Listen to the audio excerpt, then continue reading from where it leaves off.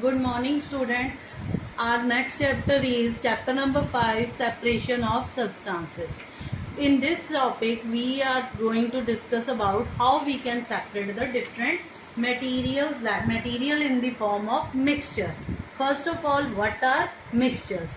Materials which contain two or more substances in any proportion. Here, the word any proportion means two or more substances mixed together in any proportion without any varying.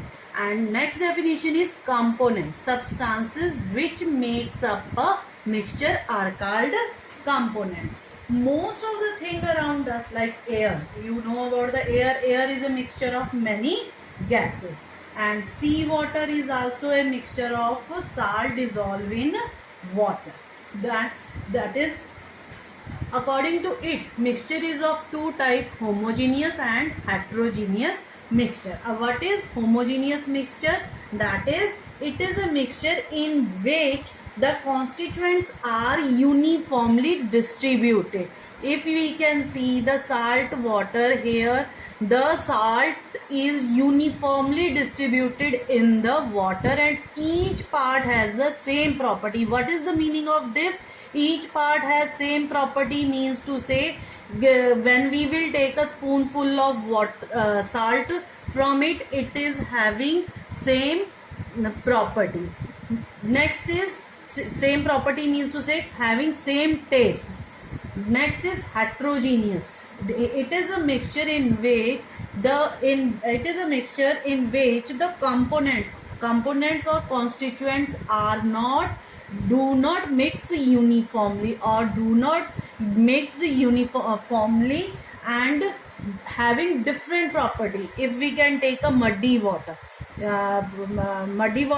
you can take the muddy water from each drop by drop. You can see there are stones also, sand particles also, husk particles also, humus also. So having each particle having or each component having its different property. Next is need for separation of substances in a mixture. What is the need? From it to remove the harmful substances, to obtain useful components, to remove undesirable substances. We can remove harmful substances by hand picking. Why we have to remove? If it will contain stone or insect in it, it is harmful for us. That's why we have to remove the harmful substances. To obtain useful substances, for example, crude petroleum is a mixture of various components such as petrol, diesel, kerosene and petroleum gas. We separate the components of petroleum to obtain the useful component. To remove undesirable substances. Undesirable, for example, while your mother preparing tea for you, by adding tea leaves, sugar and milk in the boiling water, after the tea is prepared, she separates the tea leaf from tea by using the tea strainer. Why does she do this? Because the used tea leaves have become an undesirable substance. So we separate the component of a mixture to remove the undesirable substance. Next is method of separation. First method we are taking mixture of two or more solid. That is separation of solids. Next is methods of separation. You are seeing on the blackboard. Here the methods of separation is mixture of two or more solid. Here first method we are taking when the mixture of two or more solids are mixed together. Like that is separation of solid substances from a mixture. Means separation of solid substances from a mixture. We can do by this four method we can use here is hand picking, thrashing, winnowing, sieving. Hand picking, thrashing, winnowing and sieving. First we are going to take is hand picking. In hand picking, that is the method of separating a mixture. It is a method of separating a mixture into its component which are different in color, shape, size by hand. Clear? Here we can separate a mixture which are different in color, shape, size by hand. Here the method of hand picking can be used to separate only those mixture in which the components are mixed in small quantities and easily picked by hand. Clear? And example of hand picking is stone and husk can be easily separated from rice by hand picking. Clear? Stones and husk can be separated from rice by hand picking only. Next is threshing. Threshing, that is when the farmer harvests wheat or paddy. Now the farmer had harvest the wheat, he get a large number of stock mixed with the grain. Means farmer gets a large number of stock mixed with the grains. Many grains are attached to stalks. Many grains are attached to stalk. These grains have separated from stalks. These grains are separated from stalk with the help of machine is called threshing. If it will quantity is surplus, then we will use the machine. If quantity is not surplus, then we can use the animal also. Next method is winnowing. Winnowing is the grain obtained after threshing contain husk. Means the grain we get from threshing having husk particle in that. To separate husk from grain, which method we will use? That is winnowing. Winnowing is the method of separating husk from grains with the help of wind. With the help of wind, in this method of separation, the mixture of grain and husk is taken in a winnowing basket, and the farmer stand on the raised platform and hold the winnowing basket at his shoulder height. Then he tilt the basket, allowing the mixture of grain and husk to fall down slowly, shaking the basket. That is separation of insoluble solid from a liquid water. That is insoluble solid in liquids. Here some solids are insoluble in liquid while other are not.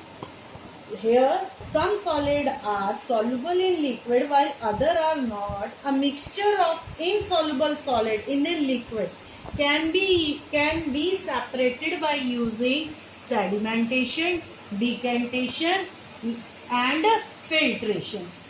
All of you have done this in the previous class 5th.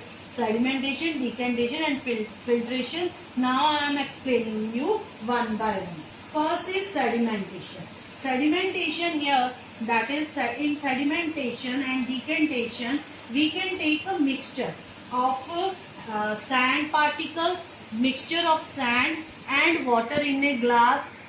You can put it for some time. After that you will see sand will settle down and we will get the clear water, and sand sat at the down as a sediment. For what is sedimentation? Sedimentation is the process of settling down of heavier insoluble particles. Heavier insoluble particles are sand that are insoluble in water. That's why it will settle down. The process of settling down of heavier insoluble particles at the bottom of a liquid. This process is called sedimentation. When we will get the sediment at the down, then we can do the next step, that is decantation. It is the process of pouring out a clear water or a liquid from a vessel without disturbing the sediment. Like this. This is the glass rod. We can take this vessel and pour the liquid into another vessel. We will get the clear water. Clear, student? That is, this process is called decantation. After decantation, next is loading. new topic is covered in this chapter is loading. What is loading? In rainy season, water in the river, pond, lakes become muddy. Muddy means to say that is in that water sand, soil particles are mixed with it. That makes the water muddy. This muddy water is due to the presence of very fine suspended clay particle in it.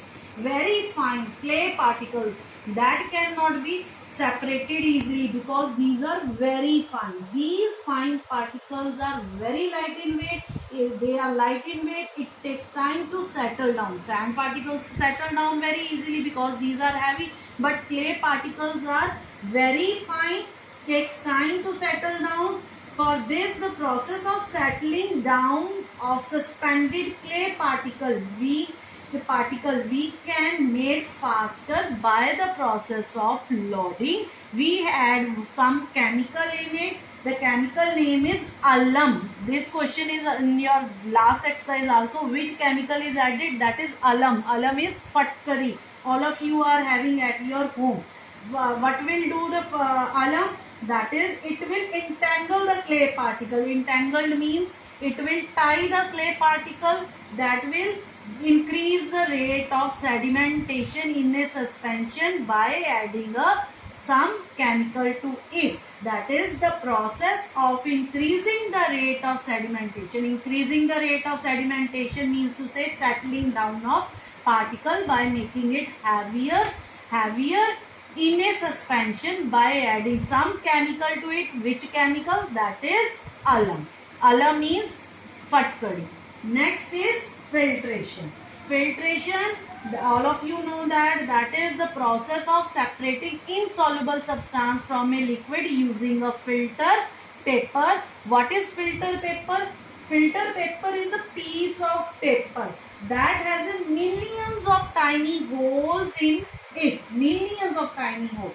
With the hole in the filter paper are so small that cannot be seen with the naked eyes but only seen with the microscope. Only filter can pass through it. We have done in the last CV. That is liquid tea pass through the small hole of the strainer, that is sieve, collect in the cup kept below. The used tea leaves are bigger in size, do not pass through the strainer and are left as a free strainer. This process is called filtration. The process of separating insoluble substances from a liquid using a filter paper is called filtration. We had done this also in science lab. When our science period will start, I can show you the process, each process one by one. Then what is the use of this process in everyday life? Everyday life, that is fruit and juice, vegetable juices are usually filtered. When you will drink juices at your home, first your mother will filter that with the strainer so that its pulp and seed should be separated. For making the paneer, a few drops of lemon juice are added to the boiled milk. Thus it forms a mixture that contains a particle of solid paneer, and the paneer then separated from a liquid through a fine filtering cloth as a strainer. All of you can drink a filter water. That also your water will be filtered at your home. Next topic is separation of soluble solids from a mixture. How we can separate soluble solid from a mixture where the solid are totally soluble in a mixture. First process is evaporation. All of you know very well the process of changing of a liquid into its vapor on heating is called evaporation.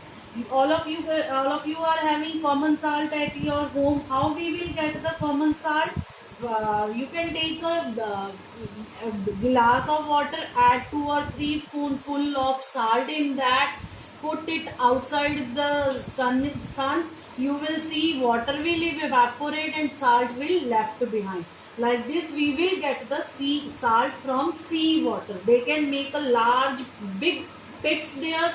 Water will be collected there, from sea and vapor evaporates due to sun heat. Salt left behind, the salt that left behind contain lot of impurity that will be picked by the trucks and take to the industries for its purification. Okay, clear? Evaporation is the process by which we can change a liquid into its vapor on heating. Here it will occur with the help of heating. Next is separation of liquids from a mixture by condensation and distillation. Condensation is opposite to evaporation. That is the process of changing of vapor we get after heating vapor into its liquid state on cooling. On cooling, the water vapor again changes into liquid. Your mother, you can take a water in a utensil, put it on the gas, water start boiling in the form of vapor. If you can put a lid on it, the water will collected there only. If you will not put lid on it, the water will evaporate and you will not get. Then so here the distillation is used, so that the evaporated water we can condensed collect in an other test tube called distillation by the process of distillation. That is, it will help us to separation of pure liquid from the solution. Means here the water that evaporate is not pure. After condensing it, with the help of distillation, we will get the pure liquid from the solution. Clear? Pure water from the solution. Next step we are going is separation of immiscible liquid from a mixture. In the last chapter we had done miscible and immiscible liquid. Means miscible, that two liquid mixed together are called miscible liquid. When two liquids are not mixed or dissolved in each other, that are called immiscible liquid. How we can separate immiscible liquid from a mixture? Here I have drawn a separating funnel that we have in our science lab. When our period will start, we will do this practical also. This is separating funnel. Here we will collect the mixture. That is when we will add water and oil. Oil will form a separate layer. Here I have shown you the kerosene oil. You can do at your home also. Take a glass, put 5 ml of water in that, add 1 or 2 ml of mustard oil in that. Mustard oil will form a separate layer like this. When you here it will form a separate layer. This is the nozzle. Nozzle is like a tap opening. We can open this nozzle. The water will start coming out of the tube and we will collect it in the beaker. Here the water is collected in the beaker, and when it will reach here, oil will reach here, we can close the nozzle and we can separate the two liquid by the help of separating funnel. Here the immiscible liquid, immiscible that are not mixed together. And next is separation of a mixture by using more than one method. That is more than one method. One method is here when the one method is not sufficient to separate the different substances present in a mixture. In such a situation, we need to use more than one method also. That we can use decantation, filtration, evaporation, condensation collectively also. In the next topic we are going to, that is water as a solvent or a universal solvent. Yes student, next is water as a solvent. Water as a solvent is called universal solvent. Why it is called universal solvent? Because solid, liquid and gases dissolved in it. That's why water is called a universal solvent. For example, when we dissolve a substance in water, what will form? Solution will form. And in water, that is soluble in water, and next is two types of, that is substances that are soluble in water are called soluble substances. That is substances that are insoluble in water are called insoluble substances. Clear? That for example, a salt is soluble in water and sand is insoluble in water. In that we can do that while obtaining a salt in water, we will obtain a saturated solution. Here the new word covered, that is saturated solution. What is saturated solution? A solution in which no more substance can be dissolved at a given temperature. Nowadays all of you are preparing or making a lemonade or shikanjami at your home. You can take a water and put some sugar in that. At one point reach when no more sugar dissolve. When no more substance means no more sugar can be dissolved at the given temperature, that is called saturated solution. Saturated solution. Next is how solution formed, that is with solute and with solvent form a solution. What is solute? Solute, that is, what is solute? The substance that dissolve is called solute. The substance that dissolve, that dissolve, called solute. For example, salt and sugar. The substance in which solute is dissolved, for example, water. Water acts as a solvent. Both solute and solvent form a solution. Both form a solution. Here the saturated point reach. After that is question, that is new is what is solubility? The extent to which a substance get dissolved in a liquid, means how much extent to which a substance get dissolved in a liquid. For example, sugar. How much sugar dissolved in a solvent like water? Here you can take a sugar plus salt, sugar plus water in a glass. At point reach when it will make a saturated solution. When you will heat that solution, it will dissolve completely, means the solubility increases with increasing the temperature or increases with on heating. Then the solution become unsaturated. Then solution become unsaturated.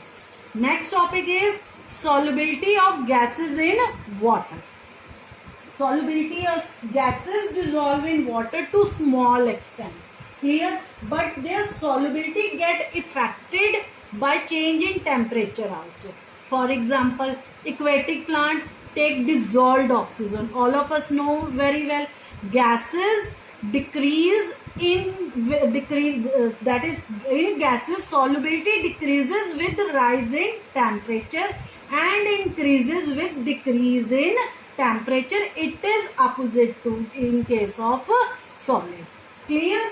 That is, soft drink can contain dissolved carbon dioxide. They are sealed under high pressure in bottle to increase the solubility of carbon dioxide. Means in gases solubility increases with increase in temperature. With this our chapter completes.